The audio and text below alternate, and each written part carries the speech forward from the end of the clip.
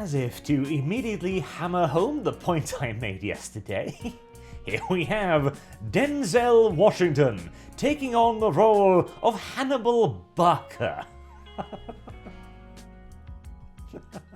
Like I said, we're still going to see some entertainment motivated by other thing than, well, making good entertainment. And initially, here's an interesting thing as well.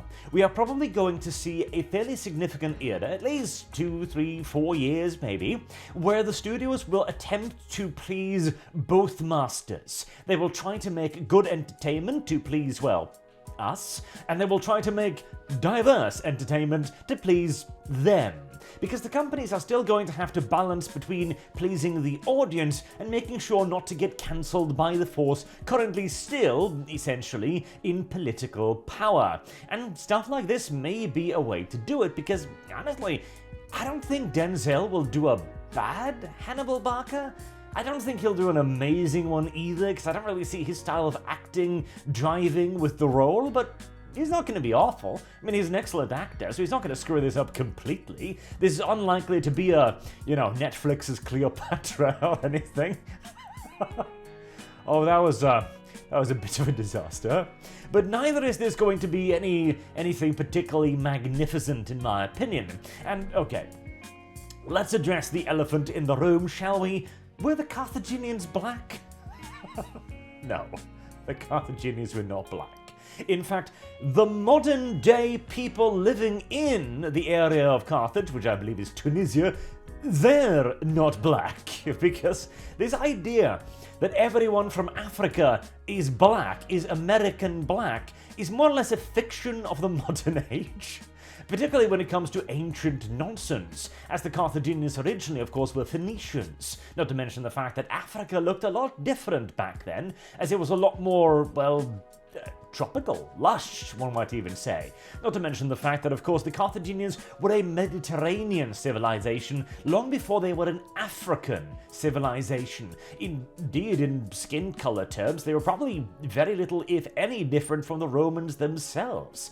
We know this because the Romans felt it necessary to point out that the Numidians were significantly darker than them. They felt it necessary to point out that the Gauls and Britons and various Germanic tribes were significantly whiter than them. But as to the Carthaginian skin color, they didn't feel the need to point that out at all, meaning that they were probably dead ringers, honestly. At worst, they would have been olive-skinned. Tanned, certainly, because, well, there wasn't a whole lot of sunscreen around at the time, and the vast majority of the population would work long hours outdoors. This is also where the idea of bronzed comes in as well. See, back in the day, when somebody was described as a bronzed character, that was a description for a deep tan, somebody who was out in the sun all the time.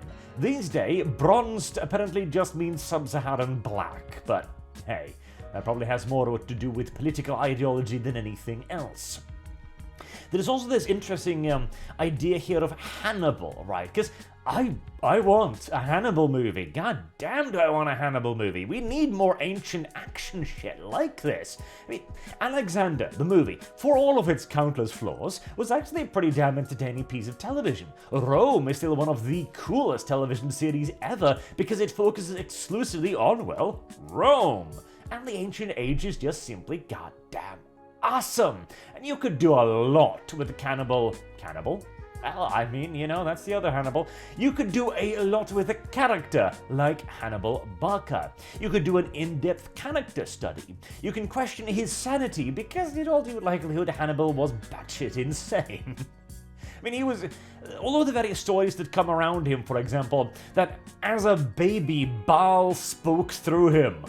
That's not entirely normal. You could portray him as just a stone-cold sociopath, for example. Somebody who's like, I really don't like the Romans, and I'm going to try and destroy them as coldly and as calculatingly as possible. You could portray him as a very energetic general, somebody who comes up with the spark of genius, the Kekakudore kind. You could do that. You could focus on the strategies. You could focus on the thrill. You could have every battle being like, Hannibal, you're about to lose. What the hell? And then the brilliance is revealed. You could do so much with Hannibal Barca. Whether or not they will, well, that's the question, because I think one of the real yardsticks that's coming up here is going to be Napoleon, which is already being used for a little bit of clickbait. This Telegraph article made the rounds just the other day. Why we're still in love with the idea that great men shape history. The theory that history is defined by alpha males feels unfashionable and offensive. Well, I mean, I agree. Truth and observable reality does feel unfashionable and offensive today. Bold of you to admit it, Telegraph, but yeah, no. Luckily, there are ways and means to get around a paywall without having to actually reward them for writing this nonsense, and it is exactly what you'd think it is. It is a lengthy article that waffles on about precisely nothing before finally arriving at the conclusion that it turns out that history is in fact defined by the great men who shaped it. Who'd have thunk it? But the movie itself, right? So, Joaquin Phoenix is an excellent actor, one of few actually genuinely brilliant actors still alive today, and his take upon Napoleon I am looking forward to. Now, I am deeply worried about some of the other aspects, particularly when it comes to his love life, as I have a sneaking suspicion that in the current age, they are going to try and portray his many absolute shitheel lovers as somehow good or positive. His first wife in particular, I think, was it Josephine was his first wife, I think.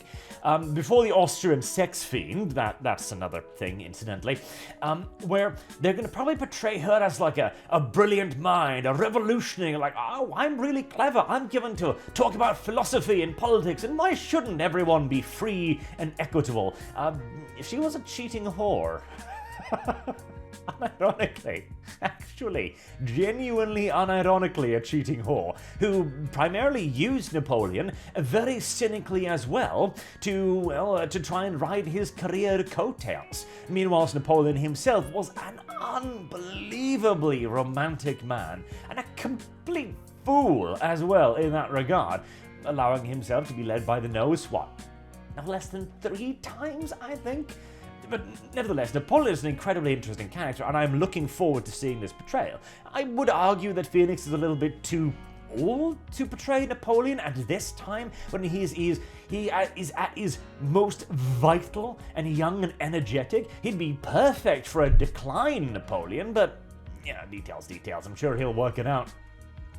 However, to return to this point, right, the whole Hannibal Barca thing, we are going to see a return to stuff that the studios think we want to see. So expect some more Rome series, absolutely. Ancient warfare, definitely. And depending upon the success of Masters of the Air, we might even see a resurgence in World War II stuff. Hell, maybe even some World War I stuff. After all, World War I movies have done reasonably well. Dunkirk, World War II granted, but that one did okay, right? Was it 1917 the other one was called the World War I movie? That one did okay as well. There is absolutely a market here that is painfully underserved, not undeserving. I mean, even the mediocre ones like Fury, which I thought was a great action movie from the action perspective, but not a very good World War II movie, particularly the part where the Eastern Front veteran Waffen SS soldier leans on the Sherman, sees Shia LaBeouf and goes, it's just a Shire. I can't possibly shoot him. And just walks on. Trust me. Eastern Front Waffen SS. They would not treat Shia LaBeouf quite so gently. They were used to considerably shittier circumstances than Normandy.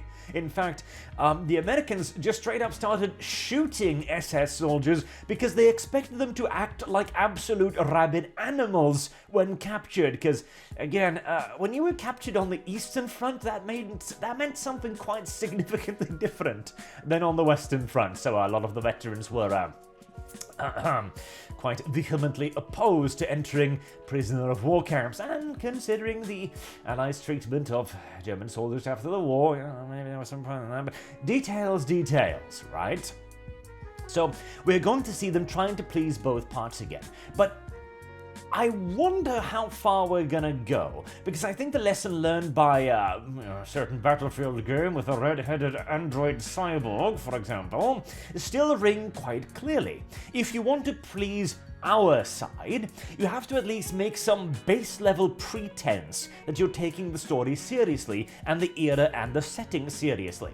Meanwhile, problematically enough, if you want to please the other side in political power, you need to make an active show of the fact that you treat the era and the setting with absolute uncompromising disdain, a la Netflix's Cleopatra. So, this'll be an interesting mix that will probably end in disaster 9 times out of 10, but we might get a duel or two.